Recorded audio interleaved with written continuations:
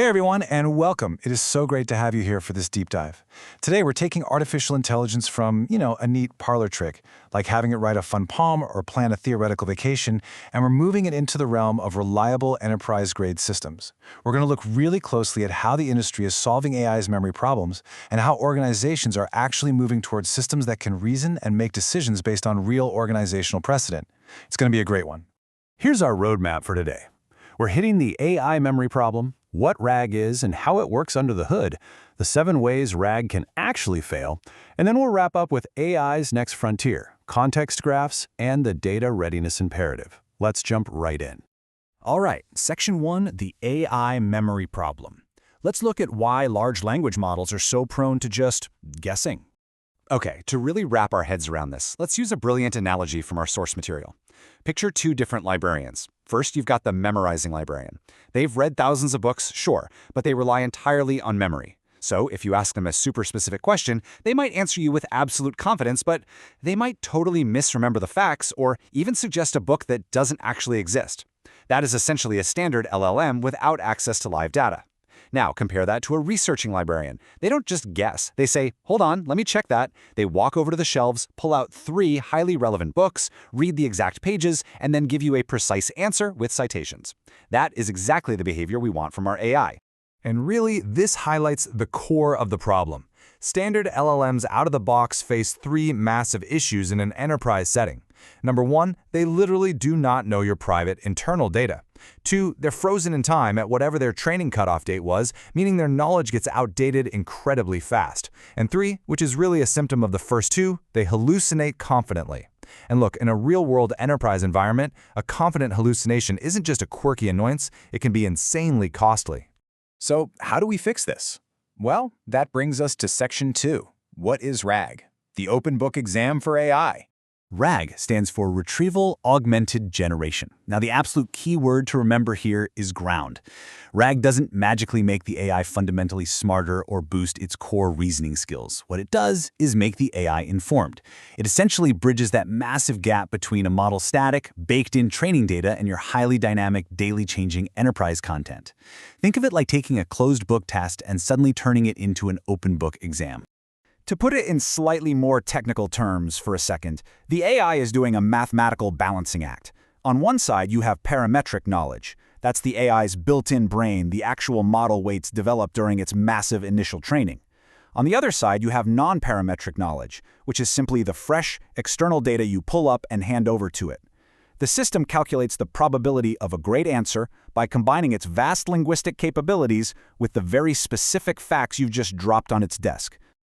All right, Section 3, how RAG actually works under the hood. The architecture here is beautifully simple, and it relies on a very straightforward 3-step pipeline. Step 1 is retrieval. You search your vector database, say something like Weaviate, for content that is highly relevant to whatever the user just asked. Step 2 is augmentation. You grab that retrieved content and insert it directly into the LLM's prompt to give it immediate context. And finally, Step 3 is generation. The model, which you might even be running locally through something like a llama, generates an answer that is grounded purely in that fresh, injected context. But as you probably guessed, retrieval isn't always a walk in the park. If you're relying purely on vector search, the system is looking for semantic meaning, for concepts. And that's great for broad ideas, but it completely falls on its face if a user searches for a specific error code like ERR_module_not_found or a literal version number like V4, because those strings don't really carry semantic weight. The fix here is hybrid search. By blending vector similarity with BM25 exact keyword matching, the system catches both those big conceptual questions and the hyperspecific literal terms. It's the best of both worlds. Now, once you actually retrieve those documents, you've got to consider how they were broken down or chunked in the first place. If you just recklessly chop your text every, say, 500 words, the fixed-size approach, you end up slicing right through the middle of sentences and complex thoughts. You basically create this disastrous semantic smoothie. A step up is the heading-based approach, which at least respects document structure. But the ultimate gold standard is structure-aware chunking. This relies on a content management system's component model to perfectly preserve semantic boundaries. Make no mistake, the way you chunk your data drastically dictates the quality of your AI's final answers. So the absolutely crucial takeaway here is this. Human engineering beats model size every time. You might be tempted to think, hey, I'll just swap out my 4 billion parameter model for a massive 9 billion parameter model and get way better answers. But as our sources clearly highlight, if your chunking strategy is bad and your retrieved context is a diluted mess, a bigger model is just going to give you the exact same vague, unhelpful answer. It'll just burn through a lot more memory and compute time to do it. Which brings us to the messy reality of putting this stuff into production. Section 4. 7 ways RAG fails. Time for a quick reality check.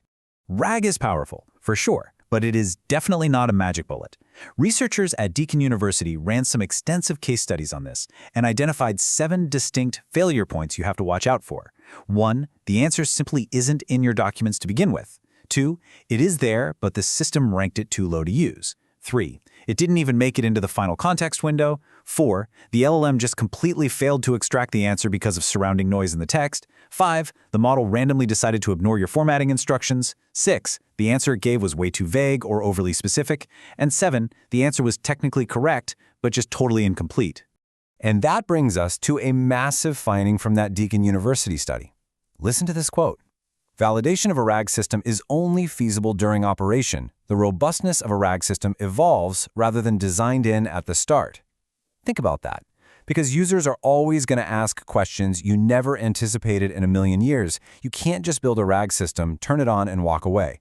They require constant monitoring, continuous calibration, and active tuning of things like chunk sizes, relevance thresholds, and retrieval strategies. It's a living system. So where is all this heading? Let's look at the future with Section 5, AI's next frontier, context graphs. Moving beyond simple retrieval.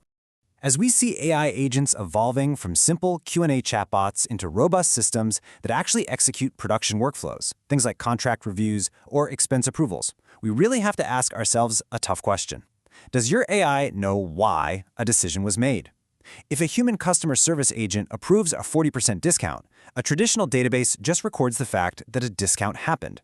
But the reasoning, the fact that this was a strategic reference account trying to churn, well, that context usually just evaporates into Slack messages and long email chains.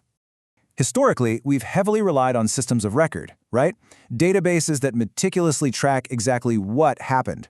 But agentic AI, it needs a whole lot more. It needs context graphs. These are living, highly searchable records of decision traces. So when a similar situation pops up 6 months later, an AI agent plugged into a context graph doesn't just see a past transaction, it literally sees organizational precedent. It understands the inputs, the specific policy that was evaluated, and the human rationale that was applied. It's a total game changer. But hold on. You can't just dump all this historical data into a massive prompt and hope for the best. Research from Databricks identified a huge issue called context rot. Basically, they found that flooding models with massive amounts of undifferentiated text actually reduces their accuracy. They get overwhelmed and lose coherence. And this is exactly why context graphs and technologies like Microsoft's Graph RAG are so incredibly critical.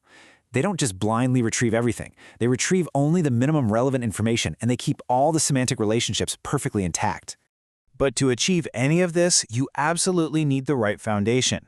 Section 6, the Data Readiness Imperative. Building on fertile soil.